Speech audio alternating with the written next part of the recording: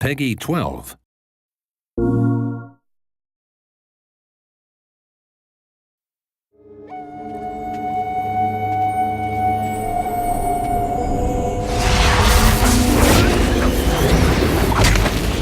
The genesis of the story that we finally ended up with, we were all sitting around and we had been given the mandate to take this move controller and make a magic wand game out of it. We wanted opening that move box to be that moment of discovery, like, what is this? This is something I've never seen before. It feels powerful. And it really formed the foundation of the story. It was going to be about learning how to do all this new stuff you'd never done before. And we wanted the story of the game to be the same way, a journey of discovery, a hero's journey.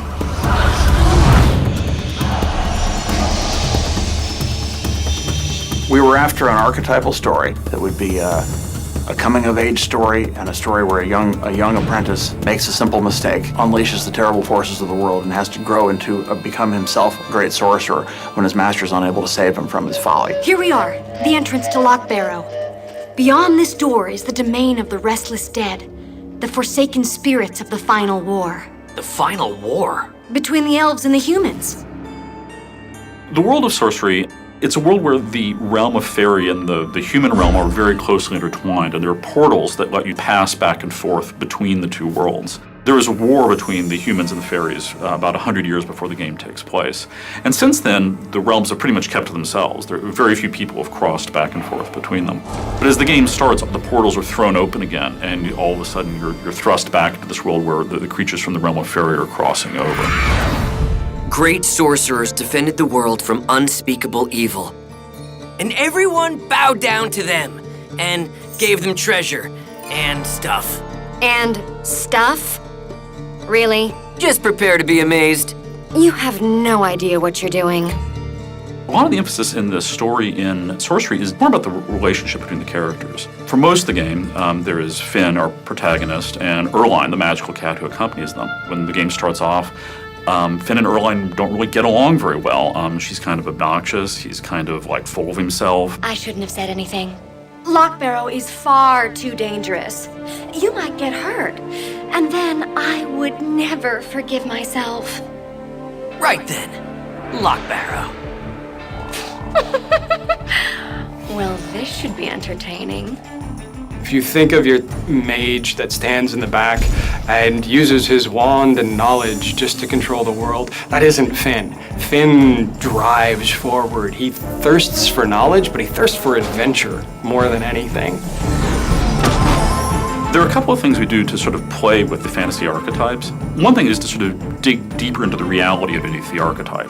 We have Evil Queen, the Nightmare Queen, and we actually worked really hard to create sort of a psychological depth to her. You can feel a little bit of sympathy for the best of best villains. In the Nightmare Queen, her daughter has been stolen, and that's a believable anger, right? You can look at the Nightmare Queen and go, yeah, I'd be pissed.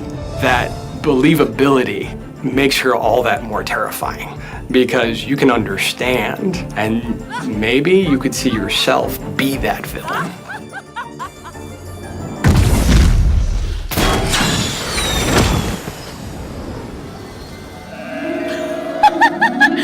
Busted! Erline was a character that was really important to our story. We face a lot of challenges with Erline because we have to have this integral character of our game be a cat. Just like with Finn, Erline goes through ups and downs throughout the story, and we had to be able to create this furball to be able to display emotion along with our character because she is such an important part. We needed a character that needed Finn. The darkness of her character, that slight tone of being unsure, really helps us tie her to Finn because he's so brave and bold. She needs his support to go through the next door. A big part of the story of Sorcery is the way these two characters respond to what's going on around them and sort of change over the course of the game. By the end of the game, they're really, really on the same team, they're working together, and the story of how they come together and how they learn about each other is a big part of the story of Sorcery. It was a coming-of-age story both for Finn and for Erline at the same time. Both of you go from being these silly teenage kids at the beginning to realizing the mantle that destiny has forced upon you.